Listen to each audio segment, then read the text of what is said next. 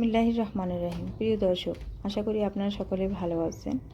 আজকে আমি তৈরি করছি ঘরে থাকা অল্প কিছু উপকরণ দিয়ে এবং আটা দিয়ে দুর্দান্ত মজার এবং জিভে জল আনা একটি রেসিপি, নাস্তা রেসিপি তৈরি করব।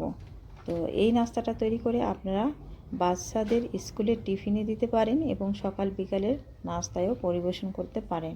খুব কম সময়ে কিন্তু তৈরি করা যায় আজকের এই নাস্তার রেসিপিটা। এখানে আমি 1.5 কাপ আটা নিয়েছি, আর স্বাদ মতো লবণ, আর 2 চা চামচ চিনি নিয়েছি। এখন দিচ্ছি হলুদের গুঁড়া। হলুদের গুঁড়া অপশনাল, চাইলে দিতে পারেন বা বাদ দিতে পারেন। আর হলুদের গুঁড়া এখানে দিয়েছি কারণ কালারটা যাতে একটু সুন্দর হয়, দেখতে ভালো লাগে, এর জন্য আমি এখানে হলুদের গুঁড়া অ্যাড করেছি। এখন একটু তেল দিয়ে আমি ভালো করে সবগুলো উপকরণ মিশিয়ে নিলাম। যখন ময়ানটা এরকম ভালো হবে, মাখানোটা ভালো হবে, হাতের মুঠ হবে, তখন মনে করবেন যে এই সবগুলো উপকরণ মাখানোটা পারফেক্ট হয়েছে। এখন এখানে আমি গরম পানি নিয়েছি, উষ্ণ গরম পানি অল্প অল্প করে দিয়ে একটি ডো তৈরি করে নেব। এখানে ডোটা হবে এরকম, যেরকম আমরা রুটি তৈরি করার জন্য ডো তৈরি করি, ঠিক ওই রকম একটা ডো তৈরি করব। আর এখানে যে আমি চিনিটা ব্যবহার করেছি, এই চিনি দেওয়ার একটাই কারণ, এই নাস্তাটা হবে খাস্তা অর্থাৎ মুসমুসে এবং একটু সুস্বাদু এবং মজা হবে। তো যাই হোক, এবারে তেল দিয়ে ভালো করে ডলে নিলাম। তেল দেওয়ার একটাই কারণ, যাতে হাতে না লেগে যায়, ওই জন্য। এখন ঢাকনা দিয়ে ঢেকে রেখে আমি এই নাস্তার জন্য একটি পুর তৈরি করে নেব। এখন এখানে নিয়েছি আমি মুরগির মাংস, কোনো রকমের হাড় নেই এখানে। তো এই মুরগির মাংসগুলোকে আমি প্রথমে গরম পানিতে ভাপিয়ে নিব, সিদ্ধ করে নিব, প্রায় 90% মতো সিদ্ধ করে নিব।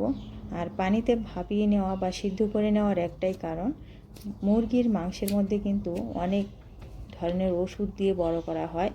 এই ওষুধের অ্যাকশন বা কোনো কার্যকারিতা যাতে না থাকে, এই জন্য আমি একটু হলুদ পানিতে এই মুরগির মাংসটাকে প্রথমে সিদ্ধ করে নিচ্ছি, ভাপিয়ে নিচ্ছি, যাতে পানির মধ্যে মুরগির যে ওষুধের একটা কার্যকারিতা আছে সেটা বের হয়ে আসে।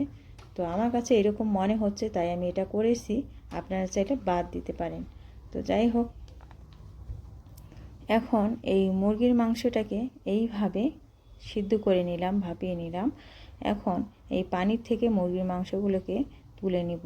প্রিয় দর্শক, আপনারা চাইলে সরাসরি কিন্তু মুরগির মাংসটাকে ব্লেন্ডার দিয়ে ব্লেন্ড করে নিতে পারেন, সিদ্ধ করা ছাড়াই।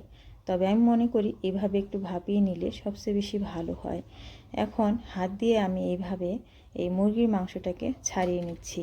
যাদের কাছে ব্লেন্ড নাই, তো তারা চাইলে এই টিপসটা ফলো করতে পারেন, যেমন হাত দিয়ে মুরগির মাংস ছাড়ানো। তো এখন এই মুরগির মাংসটাকে আমি একটু রান্না করে নেব, যেহেতু এটা আমি নাস্তার মধ্যে ব্যবহার করব এই মুরগির মাংসটাকে। তার জন্য চুলায় একটি কড়াইয়ে সরিষার তেল দিয়ে পেঁয়াজ রসুন কুচি দিয়ে দিয়েছি, আর এগুলোকে আমি বেরেস্তা করে ভেজে নিচ্ছি। প্রিয় দর্শক, আজকের রেসিপিটা যারা দেখছেন অবশ্যই লাইক দিয়ে তারপর দেখা শুরু করবেন, কারণ আপনাদের একটি লাইক আমার চ্যানেলের জন্য খুবই গুরুত্বপূর্ণ। এখন যখন বেরেস্তা হয়েছে পেঁয়াজগুলো, তখন সামান্য একটু পানি দিয়ে একটি কাঁচামরিচ কুচি এবং আদা রসুন বাটা দিয়েছি, স্বাদ মতো লবণ আর মরিচের গুঁড়া অ্যাড করেছি, হলুদের গুঁড়া আর গরম মশলা গুঁড়া দিয়েছি। আর এখানে কিন্তু আমি ভাজা জিরার গুঁড়াও অ্যাড করেছি। তো এখন কষিয়ে নিলাম সবগুলো মশলার উপকরণ। আর এখন দিচ্ছি পানি দিয়ে তারপর দিয়ে দিলাম মাংসগুলো, মুরগির মাংসগুলো।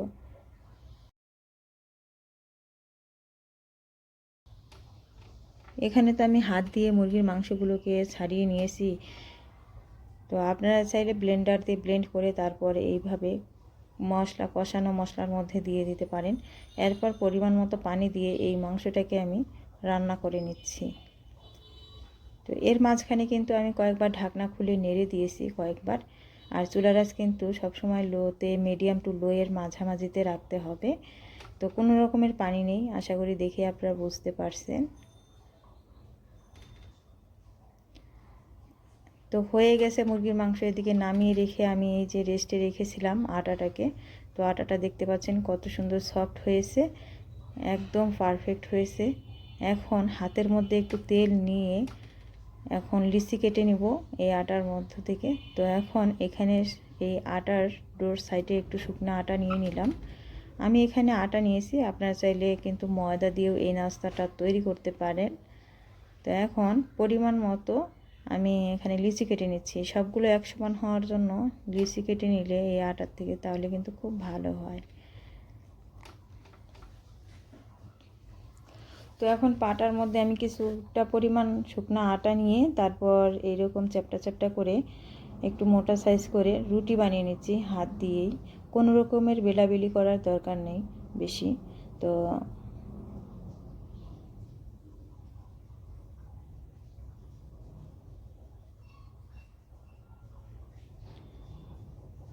এইরকম যখন পাতলা হবে, এরকম বেশি মোটাও হবে না বেশি পাতলাও হবে না, তখন আপনারা এই যে মুরগির মাংসটা যে পুর তৈরি করেছিলাম সেই পুরটা দিয়ে এরকম চারপাশ থেকে মুড়িয়ে হাত দিয়ে আবার এরকম চ্যাপটা করে দিবেন।